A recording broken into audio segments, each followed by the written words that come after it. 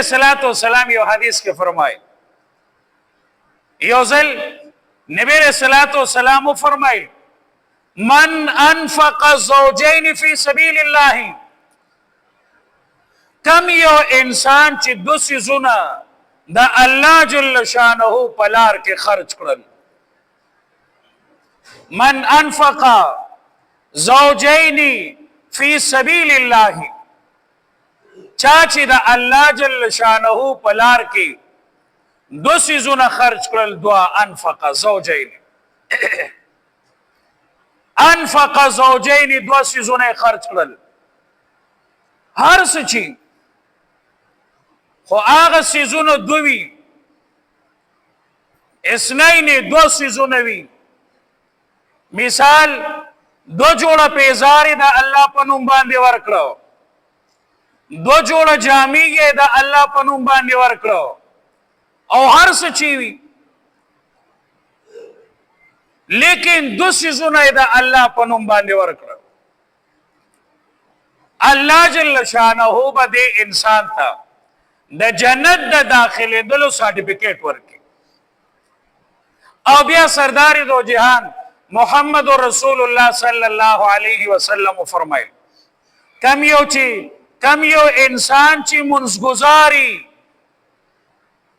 کم یو انسان چې منځګزاري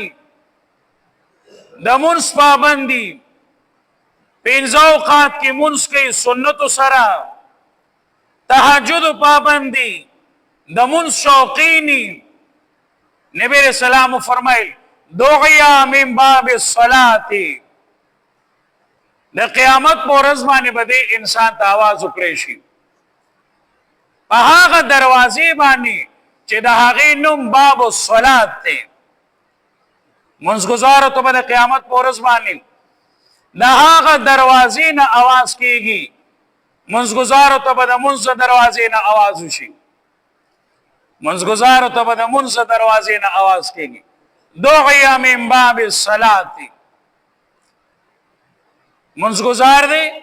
پنځه اوقات یې منځ کړی دی د منځ شوقین دی په دروازه د صلات باندې به ورته आवाज کړي رسول الله صلی الله علیه وسلم فرمایي په هغه دروازه باندې به ورته आवाज کیږي چې د هغې نوم باب الصلات دی جی زما طرف تراشه زما طرف تراشه دا اعزاز دی قسم دی نن موتا د یو د افسر د سپی باندې موتا فخر کوي چې زه دغه سپی پالم موتا د یو افسر او د یو غټ سړي په سپی باندې فخر کوي چې زه دغه سپی پالم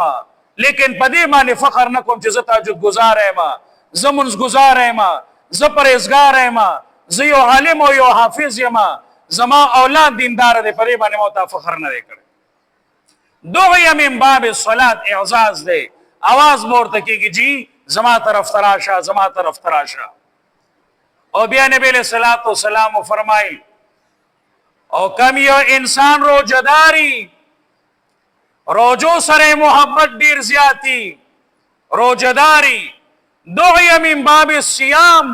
आवाज مورته کیږي د هغه دروازې نه چې هغه باندې بر لیکلي باب الصيام د روزي دروازه روزدار ما طرف ته تشریف راوړه روزدار ما طرف ته راشه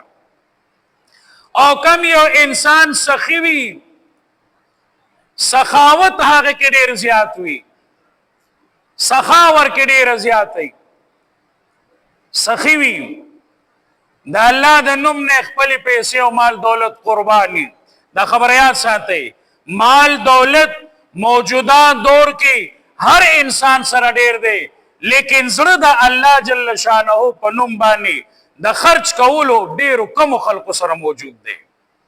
چې دا هغه د خپل مال دولت د الله د نوم نه قربان کړي